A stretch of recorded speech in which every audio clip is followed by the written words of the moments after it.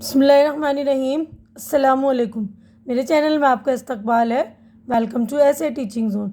आज की हमारी ये वीडियो कुकिंग क्लासेस की है। तो आज हम बहुत ही टेस्टी और हेल्दी साबूदाने की खीर बनाने जा रहे हैं। चावल की तो खीर आपने बहुत सारी खाई होगी, आज हम बनाएंगे साबूदाने की खीर। हेल्दी और टेस्टी साबूदाने की खीर बनाने के लिए हमने 1 से 1.5 कप साबूदाना लिया। इसको धो लिया है मैंने 5-6 बार अच्छी तरह से, और इसको पानी में भिगो कर रख दिया था मैंने 1 घंटा। तो ये भिगोया हुआ है साबूदाना, ठीक है ना। आधा कप मैंने शक्कर लिया है, चीनी। तो शक्कर भी आप लोग अपने जायके के अकॉर्डिंग ले लेंगे, जितना आप मीठा पसंद करते हैं। उसके बाद मैंने 10 से 12 काजू काट लिए हैं, 10 से 12 बादाम काट लिए हैं, और 15 से 20 पिस्ता, उसको भी काट लिया अच्छी तरह से बारीक बारीक। और आधा चम्मच मैंने इलायची का पाउडर लिया है, ठीक है। और 1 किलो दूध लिया है, जिसको मैंने खौला दिया है। तो हम आते अपने चूल्हे की तरफ बढ़ते हैं। दूध हमारा अच्छी तरह से खौल गया है। इसको साइड से हम मलाई वगैरह सारा मिला लेंगे। ये देखिए दूध हमारा अच्छी तरह से गर्म हो गया। ये साबूदाना जो हमने लिया था, इसको अब हम दूध में डालेंगे, अच्छी तरह से पकाएंगे। देखिए हमने अपना साबूदाना डाल लिया है, उसको अच्छी तरह से पकाएंगे। साबूदाने में स्टार्च होता है बहुत, इसलिए आप इसको अच्छी तरह से धोकर भिगोएंगे, ठीक है ना।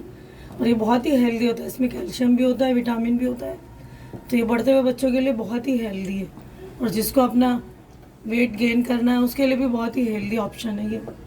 तो आप ज़रूर इसे ट्राई कीजिए, बहुत ही टेस्टी भी बनता है और हेल्दी ऑप्शन भी, और बहुत ही आसानी से यानी बहुत ही ईजी बनता है।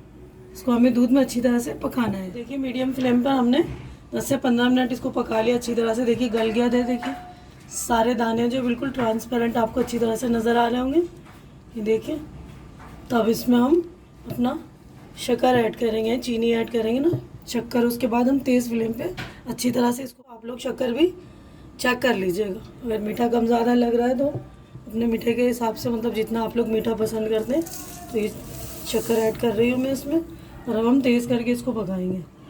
इसी के साथ में अपने काजू बादाम और मैंने पिस्ता जो काट के रखा उसको भी ऐड करेंगे, और अपना इलायची का पाउडर भी ऐड कर। देखिए हम काजू बादाम और पिस्ता जो हम थोड़ा थोड़ा ऐड कर लेंगे, और इसको थोड़ा सा गार्निश के लिए रोक लेंगे, ठीक है। तो ये काजू डाला है मैंने, ये पिस्ता, उसके बाद ये बादाम, थोड़ा थोड़ा मैंने गार्निश के लिए भी रख लिया इसको।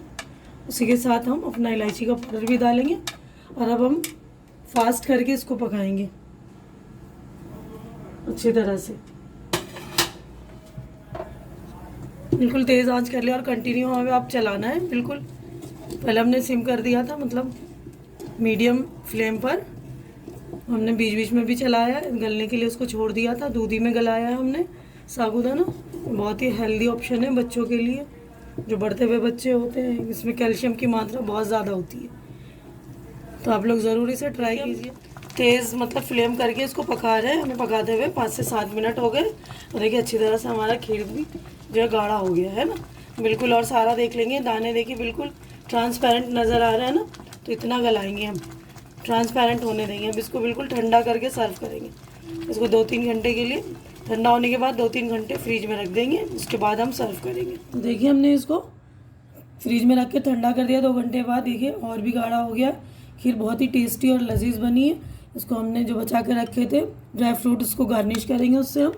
उम्मीद करती हूँ कि आप लोगों को मेरी ये वीडियो अच्छी लग रही होगी। अच्छी लग रही तो इसे लाइक कीजिए, ज़्यादा से ज़्यादा शेयर कीजिए, ताकि ज़्यादा लोगों तक ये वाली वीडियो पहुँचे, साबूदाने की रेसिपी पहुँचे। यानी कि साबूदाने की जो हम खीर बना रहे हैं, आपने चावल की खीर तो खाई ही होगी ना, साबूदाने की भी खीर ट्राई कीजिए, बहुत ही हेल्दी ऑप्शन है ये। और मेरे चैनल को सब्सक्राइब करके मेरी हौसला अफजाई कीजिए। हमारी अगली मुलाकात अगली वीडियो में होगी। तब तक के लिए आप लोग अपना ख्याल रखिए, मुझे दुआओं में याद रखिए। अल्लाह हाफिज़।